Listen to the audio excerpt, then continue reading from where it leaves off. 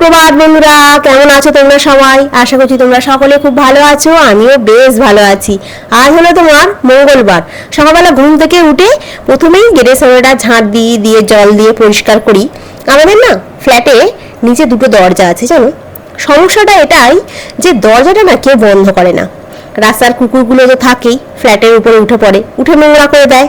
এক তো গেটের সামনে করে, সিঁড়িতে করছে।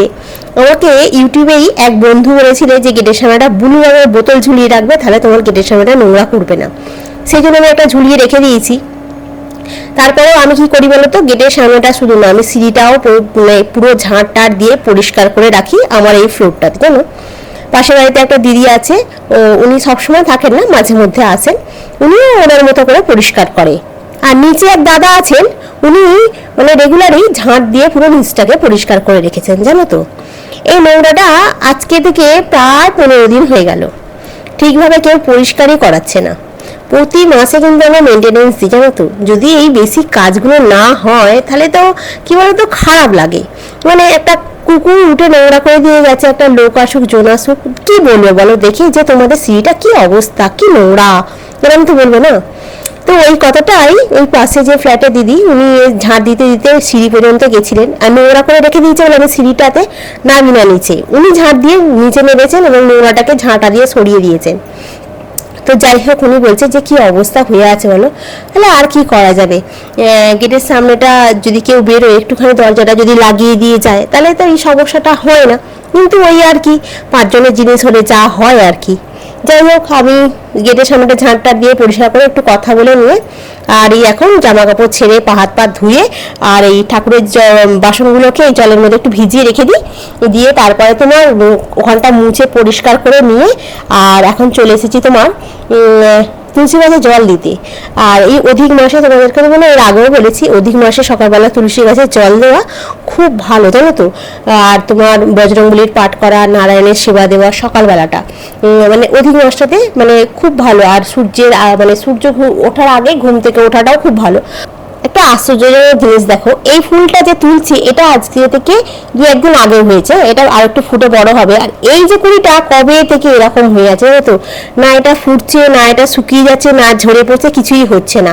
আর এখানে টগর গাছে অনেকগুলো কুড়ি এসেছে, কিন্তু এই রোজ একটা একটা করে ফুটছে। যে একসঙ্গে অনেকগুলো ফুল ফুটবে আর দেখে বেশ মনটা শান্তি হবে, ঝুড়ি করে তুলে নিয়ে যাবো, সেটা আর হচ্ছে না, জানো। আর আজকে বিছনা চাদরটাকে একটু সকাল সকালই তুলে ফেলছি, এরপরে যাবো গিয়ে রান্না করব। আজকে কেন একটু তাড়াতাড়ি করছি বলতো, আজকে বেরোবো, একটা জায়গায় যাবো, সেই জন্য একটু তাড়াহুড়ো করছি। ডিভোর্স হওয়া মেয়েকে বিয়ে করে ভুল করেছিলাম, সত্যি কথাটা আজকে তোমাদেরকে বলি। শুরুটা হয়েছিল খুব সুন্দরভাবে, ধীরে ধীরে সংসারটা গুছিয়ে নিচ্ছিল, একসাথে খাওয়া দাওয়া, কথা বলা, ছোট ছোট মুহূর্তগুলো সব কিছুই তাদের ভালো লাগতো। কিন্তু সময় যেতে যেতে সব কিছু গেল বদলে। ছোট ছোট কথা নিয়ে হলো ভুল বোঝাবুঝি শুরু, তারপরে হলো কথা কাটাকাটি, তারপরে মন খারাপ। তারপরে একটা সময় পরে মনে হতে লাগলো আমি কি ভুল করেছি। বাইরের লোকজন যখন কথা বলা শুরু হলো, ডিভোর্স হওয়া মেয়েকে বিয়ে করেছো, সংসার টিকবে না, এইসব কথা শুনতে শুনতে মাথা আর মন দুটোই ক্লান্ত হয়ে যেত। কিন্তু একটা সময় পর বুঝলাম সমস্যাটা শুধু একজন মানুষের না। সংসার ভাঙার জন্য না কখনোই একজন দায়ী হয় না, দুজনেরই ভুল থাকে। কারোর একটু কম থাকে, কারোর একটু বেশি থাকে, কিন্তু পরকীয়াটা আলাদা ব্যাপার কিন্তু। আর সবচাইতে বড় কথা হলো মানুষ পাস্ট থাকেই, অনেক মানুষেরই পাস্ট থাকে। কেউ কিন্তু পারফেক্ট হয় না। যে একটা মেয়ে বিয়ে করেছিল বলে, তার ডিভোর্স হয়ে গেছিল বলে এই যে ট্যাগটা তার গায়ে লাগিয়ে দেওয়া সে ডিভোর্সি, এটা কিন্তু অনেক বড় কথা, জানো তো। আর একটা কি বলতো, তারও তো একটা মন আছে, তারও একটা স্বপ্ন আছে, তারও কষ্ট আছে।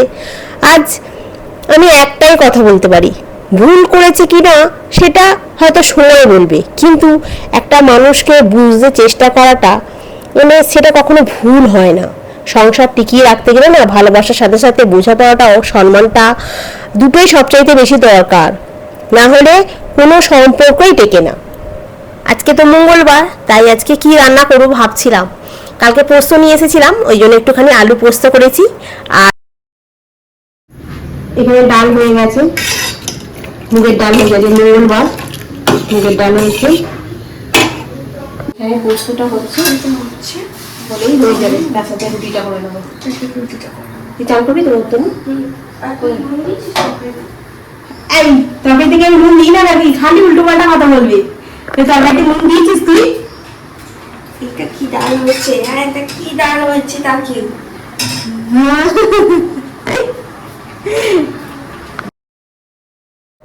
এখন টমেটো দুটো রুটি করছি, আর ওদিকে তোমার পোস্ত তরকারিটা হচ্ছে, ভাত হয়ে গেছে, ব্যাস আজকে আর কিছু হবে না। আজকে আমি বেরোবো একটু পরে, সেটা তোমাদেরকে বলছি। কোথায় বেরোবো সেটা আমি তোমাদেরকে বলছি না, তবে গেছিলাম একটা দরকারে, তো দরকারে গিয়ে আমার দরকার মিটে গেছে অনেকক্ষণ আগে। তো রাস্তায় আমার এক সাবস্ক্রাইবার বন্ধুর সঙ্গে দেখা, তো তার জীবনের গল্পটা সে আমাকে এসএমএসে মানে কমেন্টটা বলতে পারে না। তো আজকে রাস্তা দাঁড়িয়ে দাঁড়িয়ে অনেকক্ষণ ধরে গল্পটা পড়লো, তার জীবনের গল্পটা। তো শুনলাম গল্পটা, আমি আমার মতো করে বললাম, তার নামটা আমি আর বলছি না। তবে কি বলতো বন্ধুরা, মানুষের জীবনে না এই একবার ডিভোর্স হয়ে গেলে না সব মানুষের কপাল কিন্তু সমান যায় না। আবার যে সেকেন্ড চান্স নিলেই যে ভালো হবে তার কিন্তু কোনো গ্যারেন্টি নেই। তার কিন্তু কোনো সন্তান ছিল না, সে কিন্তু একাই ছিল, কিন্তু দেখো কি অবস্থা হলো। মানে এক একজনের কপাল এক এক রকম, এক একজনের কিন্তু খুব ভালো কপাল, এক একজন কিন্তু খুব সুখে আছে। তাই তোমাদের সঙ্গে একটু শেয়ার করলাম, সেও শুনবে। এই হলো আমার আজকের টিফিন।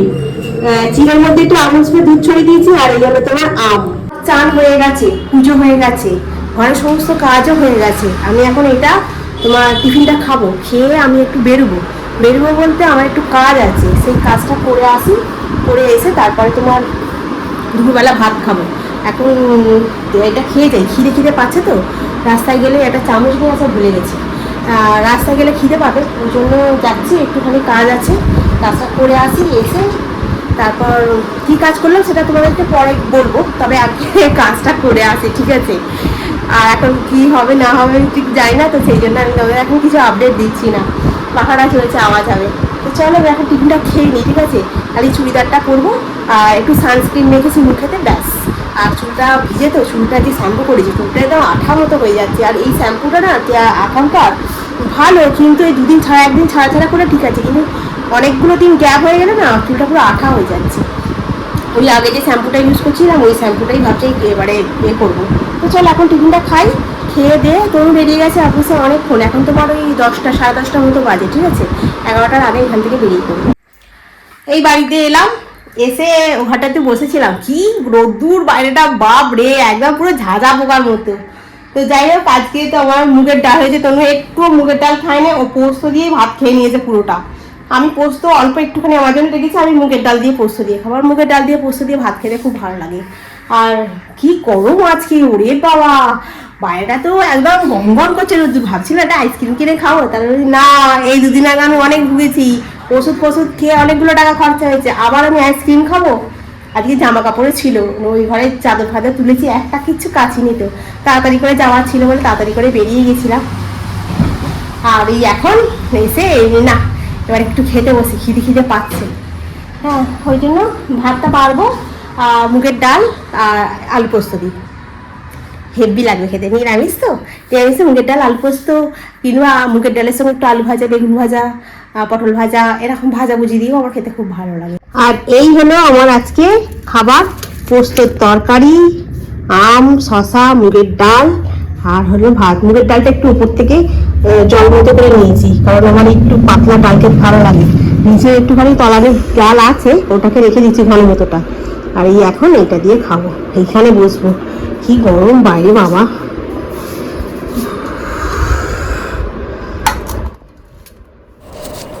আজকে দুপুরবেলা একটুখানি ঘুমিয়েছি, জানো তো, বেশিক্ষণ ঘুমাইনি। এখন একটু সন্ধ্যে মতো হয়েছে, কিন্তু বাড়িটা একদম সন্ধ্যে হয়ে গেছে এরকম না। গাছে একটু জল দিলাম, এখন দুবেলা গাছে জল দিতে হয়, দুবেলা গাছে জল দিলাম। জামা কাপড়গুলো ছিল সব তুলে চেয়ারে রাখলাম, এগুলো সব গোছাতে হবে। এই যে বেড়াতে যাব 4-5 দিনের জন্য, আমি ভাবছি আমার গাছগুলোর কি হবে। গাছগুলোকে নাহলে যাওয়ার সময় একটু জল দিয়ে যাব, নিচে নামিয়ে রেখে দিয়ে যাব, কিন্তু শুকনো হয়ে যাবে না তো এই কয়েকদিনের মধ্যে। এটা একটা খুব চিন্তা হচ্ছে, জানো তো, গাছগুলোর জন্য।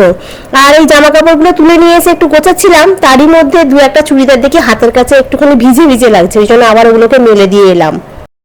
আগের বারে তো গোপালকে বুলুদের বাড়িতে বলেছিলাম পাঠিয়ে দেবো, বুলু নিতেও এসেছিল গোপালকে। গোপালকে পাঠানোর সময় মনটা হয়েছিল এই বাবা দোলনাটা কেমন খালি হয়ে যাচ্ছে, কিরকম লাগছে, ভালো লাগছিল না জানো।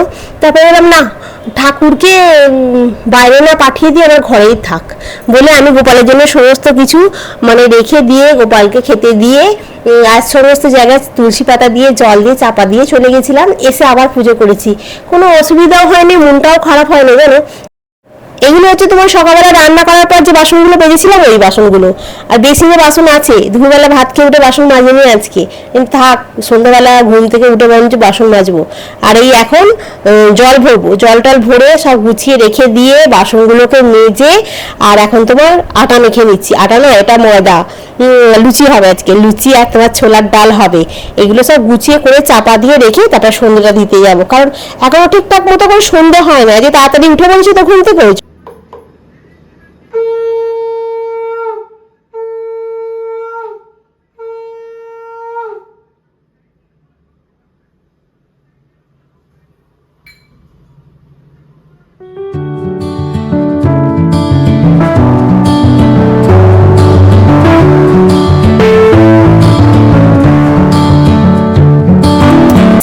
রাতের বেলা হচ্ছে তোমার লুচি, ফুলকো ফুলকো সাদা সাদা লুচি, আর তার সাথে হচ্ছে তোমার ছোলার ডাল। কি রান্না করবো এই রাতের বেলাটা না খুব টেনশন হয় জানো তো। তো ভাবলাম একটু ছোলার ডাল করি, কিন্তু ছোলার ডাল দিয়ে আমার রুটি ভালো লাগে না। আগের দিনের ব্লগেতে পিয়ালি বাড়িতে খুব সুন্দর একটা কমেন্ট করেছে, কি বলতো, আমি না যখন চাকরিও করতাম না একদিনও কামাই করতাম না, খুব কম কামাই করতাম, মানে যখন শরীরটা ভালো নেই তাই। আর ঝড় বৃষ্টি হলে আমার স্টুডেন্টরা বলতো, মানে যারা নতুন ধরো আসতো তারা বলতো ম্যাডাম কি আসবে, আর বাকিদের জিজ্ঞাসা করতে বলছে ঝড় হোক জল হোক ম্যাডাম ঠিক চলে আসে, তুই যাবে কিনা সেটাই বল, এরকম বলতে জানো তো। আমি সব সময় মানে যাওয়ার চেষ্টা করতাম, আমি কামাই করতাম না। তেমনই আমার এই যে কাজটা আমার উপায় হয় না ঠিক কথা, কিন্তু কি বলতো আমি মানে রেগুলার আমি ভিডিও বানাতে ভালো লাগে, হয়তো এক একদিন দেরি হয় দিতে, যেমন আজকেই তোমরা যখন ভিডিওটা দেখবে একটু লেট হবে দিতে, কারণ নেটের প্রবলেম হচ্ছে, সেই জন্য। ঈশিতা চক্রবর্তী বলছি রে তোমাদের ওখানে ওই ধোসাওয়ালাটা যায়? হ্যাঁ, ধোসাটা বেশ ভালোই করে বলো, খেতে হেভি লাগে। থ্যাংক ইউ সুস্মিতা, তুমি যে বলেছো যে তুমি আমার বাড়ির কাজে থাকলে দিয়ে আসতে, এটাই আমার কাছে অনেক গো। এখন আমি সুস্থ আছি, ভালো আছি, তোমরাও খুব সাবধানে থেকো। কি বলতো, তনু এখন চিকেন খায় না তো, ওই জন্য চিকেনের স্যুপ আর খাওয়া হয় না জানো তো। ওই জন্য মানে কি বলবো, বাড়িতে একজন খাবে না আর একজন খাবো, ওই জন্য আর আনা হয় না, চিকেনই বলো মটনই বলো আর হয় না, ওই ডিমটা মাছটা হয়। আর চলো আজকে রাখি, আজকে লুচি ঘুগনি খেয়ে আমি ঘুমিয়ে পড়েছি, ভিডিওটা যে এন্ড করতে আমি ভুলে গেছি, কি বলবো আর। ছোলার ডাল এখানে হয়ে গেছে রেডি, আর লুচিও হয়ে গেছে, তনুও এসে গেছে, আর ছোলার ডালটাকে বেশ চাপ চাপ করে করেছি তো খুব ভালো লাগছিল লুচি দিয়ে খেতে। কালকে আবার দেখা হবে, আজকে রাখি, গুড নাইট।